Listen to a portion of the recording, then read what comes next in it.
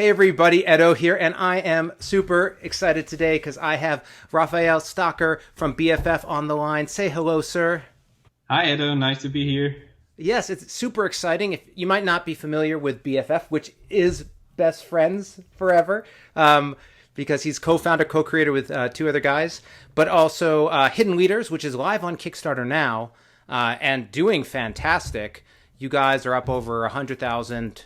I don't know if that's converted or not, but 4,000 backers, monster. Yeah. But so here's the interesting thing. I'm so excited about this conversation. So about a year ago, I don't even remember exactly, I did the Stuck at Home design contest where I I put some prizes, Pencil First Games donated for prizes, and all different categories, and had a ton of game submissions.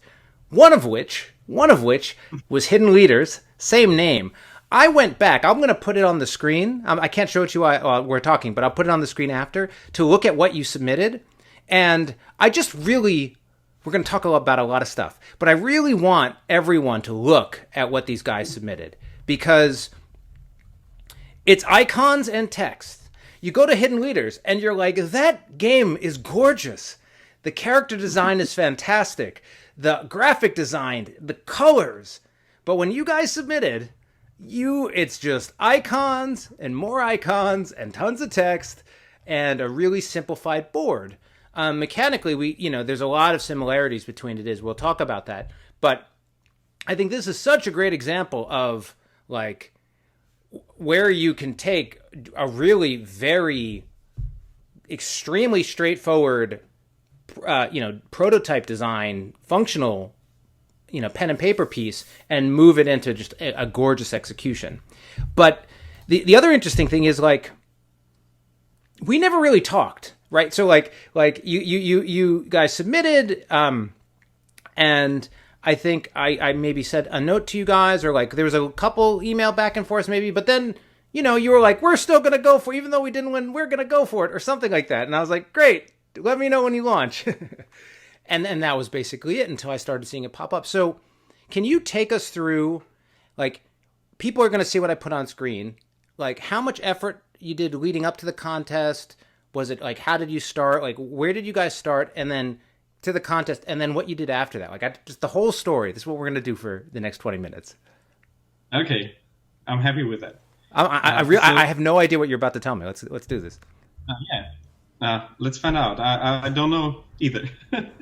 So basically, my co-founders as well, like Marcus and Andreas, are two brothers, and they usually come up with some crazy idea. Like, they pitch me an idea, and then they say, "Hey, Raphael, what do you think about it?" And then we sometimes go back and forth. And with this particular project, we had like the core mechanism, which is now more or less the game itself. Around was a board, area control, some huge stuff, like a very big board, heavy game, like 1.5 to 2 hours long. And in the process leading up to the design contest, we got rid of a lot of stuff, and we said we want to focus on a simple game, and we want to maybe even publish it. And we went with that route, like reaching out to publishers, but never really got a response. And just to interject for those who aren't aware, that contest, one of the rules was, there weren't that many, but one was, hey, I don't want to play 2-hour games. Like, there's going to be a lot of submissions. It's got to sort of, even if it's a multiplayer game, it's got to live in that 30 to 45 minutes because I just don't want to do it. But so at that time, you were already submitting to publishers and then you submitted to the contest. Is that the correct order?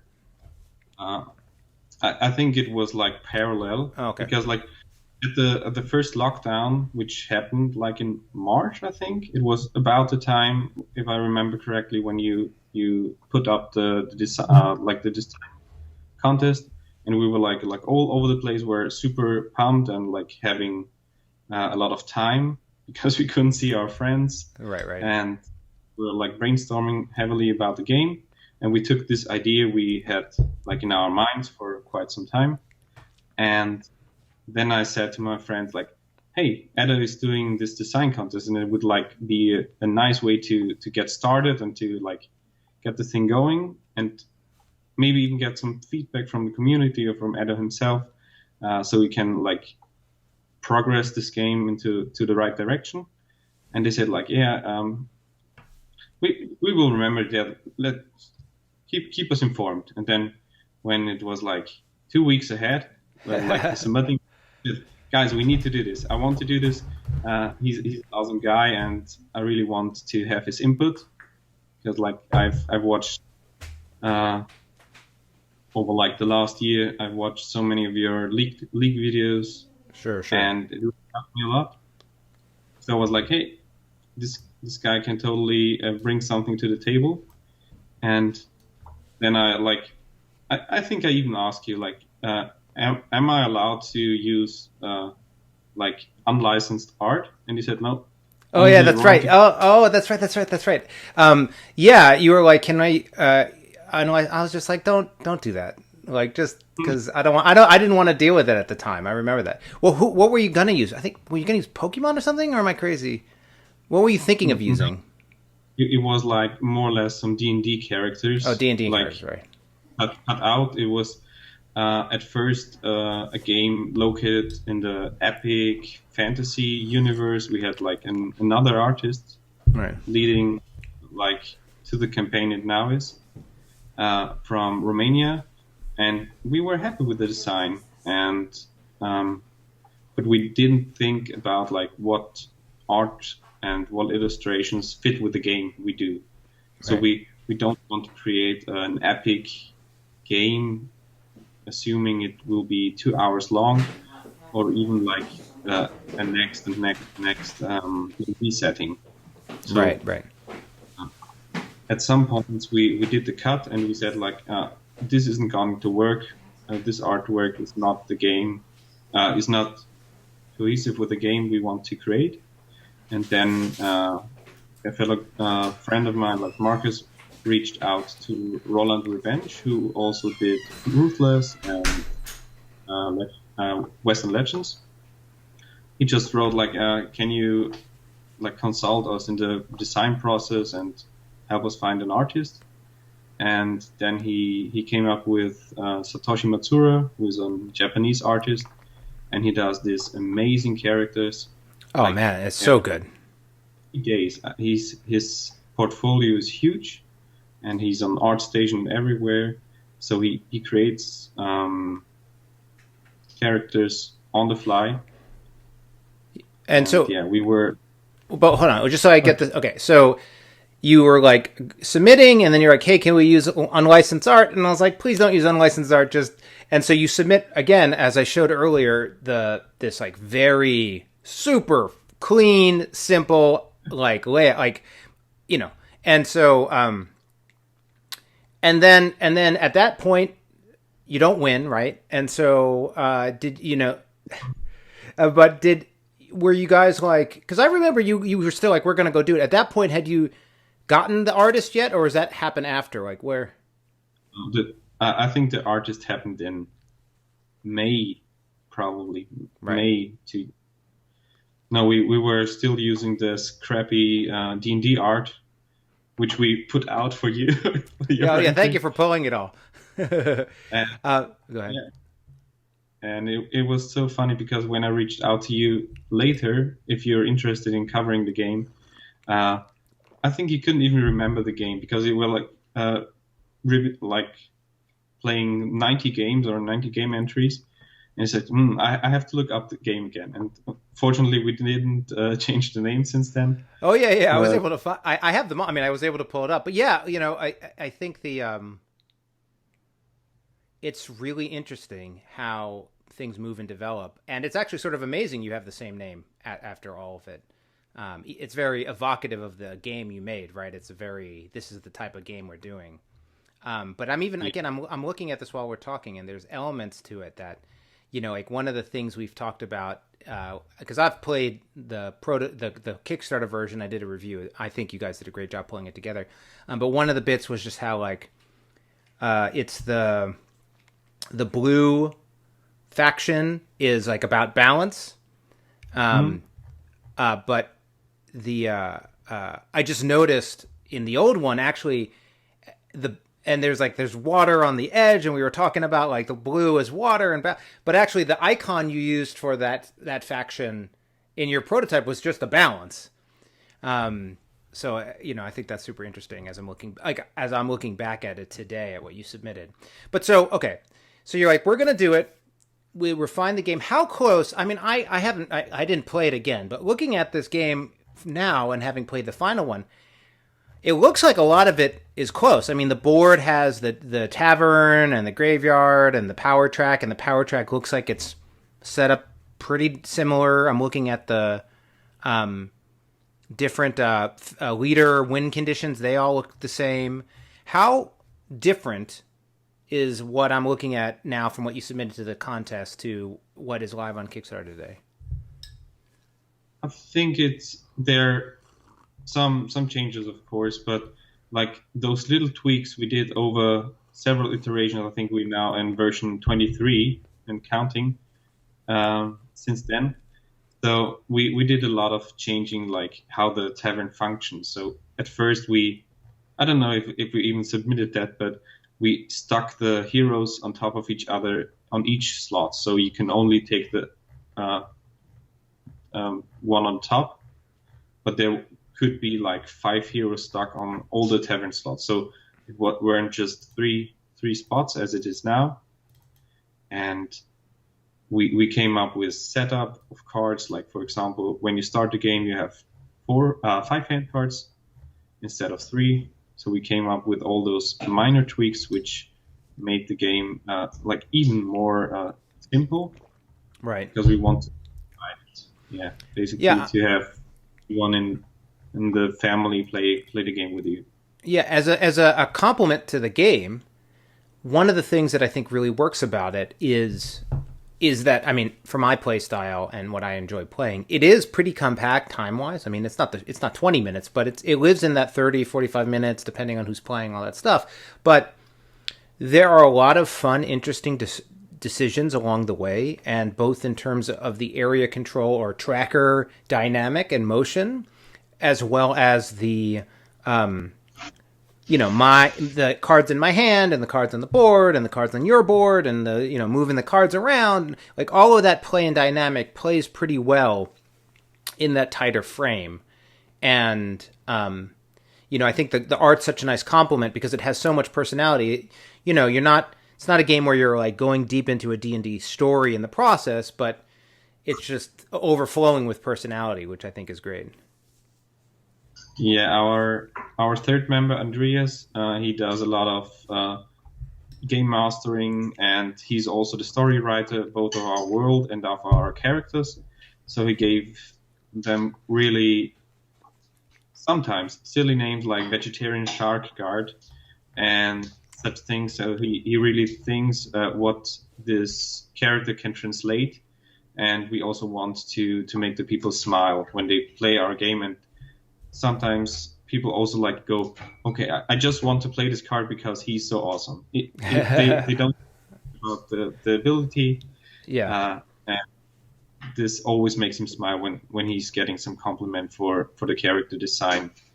Because they're lots of fun. When we approached Satoshi, he had like this huge amount of already drawn characters. So when we said we want to do it with him, we got some exclusive artwork just for the game, but we also picked some of his already existing characters. So then we made the switch from our initial idea having our LARP world represented in the game, and to show it to our friends so they get to know the characters we play in the LARP more, to a setting which it is now, which is still kind of like the same idea. I mean, it's still fantasy for sure. Yeah, but we came up with the undead faction. We don't usually do factions in LARPing, like live action role playing. Sure. But it had similarities, and so we went with that route because we said like we want to go with the art. And yeah, I mean, it sounds like it helped you have a pretty big diversity. Though that the LARPing origins wasn't entirely clear. I didn't remember that. But okay. But this is where, like, you could have gotten that far and then failed, but you didn't. So you have this game. Functionally, it's, in a sweet spot. You're happy with it. You're tweaking it. You're changing the tavern a little bit. You're adjusting abilities. You find this artist. The artist has you want to do some new pieces, but he also has some existing pieces. So you're like, okay, we'll go with the undead. It's not exactly right, but we're going to, we'll work it a little bit. At some point then, though, you're like, okay, we need to, like, do the Kickstarter process. Or you had submitted the earlier one to publishers. They weren't interested. At what point were you like, did you try to resubmit, or at that point were you on the Kickstarter track? Like, take us now into, because it's not that long ago. I mean, it's probably now, what is it now? Okay, it's been a long time, but it's probably about a year from when we did the contest.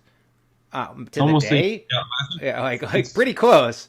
And so, talk about going to Kickstarter, like that whole approach, because you're clearly successful right now. Yeah, we thought about it, like, we always try to debate on things like this decision or that decision. So we said, okay, we will wait, for example, like 3 months. If we don't hear from a publisher, then we will go the Kickstarter route. So we set the date, like, for example, August. I can't remember exactly. Sure. But then we said, okay, we will make this a Kickstarter.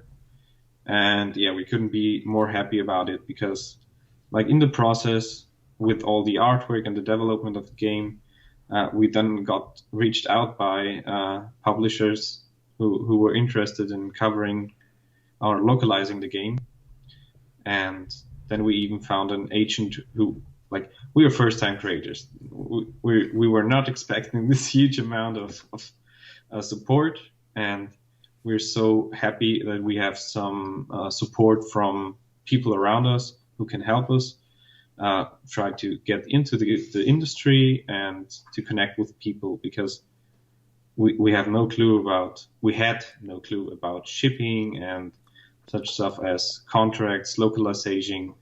So we were really happy to work with Michael on the agency side. So it's like every step we took, where we picked a professional, the game stepped up a bit. So we contacted Roland, who did a lot of illustrations, like the backgrounds and the icons for us. We contacted Satoshi, who did the amazing artwork. We had then the licensing agents who connected us with other publishers. So every time we made the decision to go with a professional, it was the right one. And I think that's a really important comment. I mean, I talk with a lot of Kickstarter creators. I've obviously been doing Kickstarters for a long time, but I think something that's really key for people to understand is that a Kickstarter, designing a game, arting a game, developing a game, prototyping a game, publishing a game, kickstarting a game, all of these take a range of skills that few individuals completely possess, right? And as creators early on, it's important for you to recognize the places where you really do have the skill and the expertise and the know-how, or close enough to fake it. And then the areas where you're like, we don't understand what we're doing, or we don't know what this is, or we need help. And getting it, right? Sometimes the help's free, sometimes it's expensive. There's different versions of help. But I think it's really easy. You see a lot of Kickstarter creators sort of stumbling where they did some part of this really great, but now they're in a position where they're dealing with another part, which isn't what their expertise is, and struggling or under a lot of challenges. So getting folks in to support and help really does make a difference, and it's something people should be thinking about as they're getting ready for a Kickstarter. Yes, it's so important. And, like, you can, of course, go wrong, and there's always a price tag behind working with professionals, but we thought it always helped us improve the game and the visuals, and like for like getting a bigger audience. For sure. I mean, at this point, when this video posts, you guys will have about 2 weeks left. You're at 4,388 backers. So at the back, I mean, you're probably going to be close to 6,000-ish, maybe more backers, which is like a 10,000 unit plus. I mean, This is a real hit that you guys have coming out here. We were like all together in Vienna when we launched the project, and then we just hit launch now, and it was like, and 1 hour was gone, and we were like super excited already, like found it in 65 minutes, and then we were like freaking out. Oh, we have to write some updates. Oh, come on, we didn't expect this. Yeah, it was both exciting and yeah. Well, and the crazy part is I like to remind people this isn't. A lot of people think of like launching the Kickstarter and the Kickstarter ending as the journey, but this is like just the beginning. Then there's all the manufacturing and the freight and shipping and getting it in and then having it live, and so it's a lot of exciting stuff. When you guys think, I mean, originally, I mean, two brothers and a friend getting together, making something, getting some help. You know, from your perspective, I mean, you mentioned all the publishers you're partnering with. You know, are you guys sort of like, yep, we're going to make some games and work with partners to move it forward? Or like when you guys start thinking about what's next, I mean, I'm sure there'll be some Hidden Leaders expansion or new regions or whatever. But are you guys going to sort of focus on just designing and developing games, or what are you thinking? We are not sure at the moment. We're still debating and discussing on this. We will definitely make some expansions and add-ons, which we want to further like playtest with our community, which is now growing. So we just started a Discord server yesterday dedicated to playtesting and playtesting also the add-on and the expansions ideas. So we will have this probably up in 1.5 years again, seemingly on Kickstarter. And we're not sure if we want to do this full time or if it's even doable, because we're 3 people and all things have to be divided into 3 parts at least. Yeah, well, I would hope. You know, well, one thing I'll tell you, and I think many folks get caught up in Kickstarter and success and aggressively trying to make the next game and the bigger game and quote unquote build a business. And there's nothing wrong with that. And many people do it successfully. Many people don't do it successfully. But I would just leave open the idea and the possibilities, like that it doesn't have to be that way. It could be you guys did a fun thing, it came out really well, and maybe you do a different fun thing some other time. But I do feel that sometimes there's this feeling that there's this inevitable track that like you need to just keep doing the same thing over and over again and growing and building and making a thing. And you can, you of course can, but I think people also lose the sort of creative auteur direction, which is like, no, we did something cool as a friends and it was successful. That's great. And, you know, like we'll do something else if we want to, but we're not going to sign up for, you know, a job. We're not signing up for a job right now. So I mean, and I'm not trying to discourage you. I just think it's an interesting, those options are there. They're okay to make those choices. Yeah, like at the moment we all 3 are working full time and we do this as a side project. Currently a little bit more than usual, but at the first we had a discussion amongst us 3, because like Andreas wanted to create a game which could be printed at GameCraft or whatever, one piece for each of us, and he would have been happy. And like Marcus and I like pushed a little bit further. We want to make it happen, like see it in the stores, and like we do back a lot of Kickstarters, and like we get the hype there, and right.